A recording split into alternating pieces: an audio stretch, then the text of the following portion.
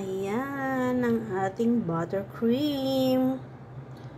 Very yummy. Delicious. Ayan. Yan po yung ating niluto ngayong hapon. Ayan guys. Ang ganda po ng texture niya guys. Mainit-init pa siya guys. Mainit-init pa. Ngayon ko lang siya hinango pero kanina ko pa in-off yung oven. Ayan. Very yummy. Hindi po yan sunog guys ha. Konting ano lang.